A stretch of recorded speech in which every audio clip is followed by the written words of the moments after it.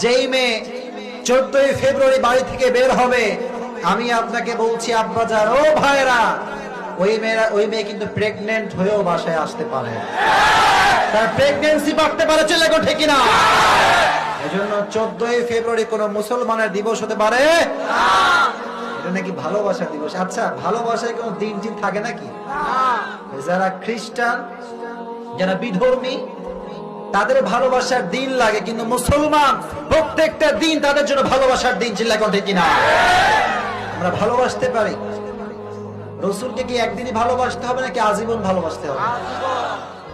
আর এই গজবের পূর্বে কয়েকটা চিহ্ন আছে, আমি বলি। যুবকরা মাঝে মাঝে ডে দেয়, চকলেট ডে, কি ডে, তারপরে হাত ডে, আছে না নাই? কিস ডে, গজবের ডে, ঠিক কিনা বলে? কোন ডে ইসলামে নাই। যুব সমাজকে ধ্বংস করার পায়তারা চলছে। এজন্য যুবক, তোমরা কি 14ই ফেব্রুয়ারি পালন করবা? ভালোবাসার দিবস পালন করবা? আল্লাহ সমস্ত যুবককে বাঁচায় দিক, পড়া আমিন। আর যে যুবকদের গার্লফ্রেন্ড আছে, এখন তো ব্রেকআপ করবাই 14ই ফেব্রুয়ারি বলতো তোর সঙ্গে আমার ডবল ব্রেকআপ, ঠিক কিনা বলেন?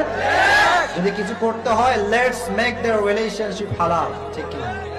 হালাল বানাও, বরকত দিবে একজন, তিনি কে? আল্লাহ। তুমি যুব সমাজকে ফিতনার থেকে বাঁচায় দিও, পড়া আমিন।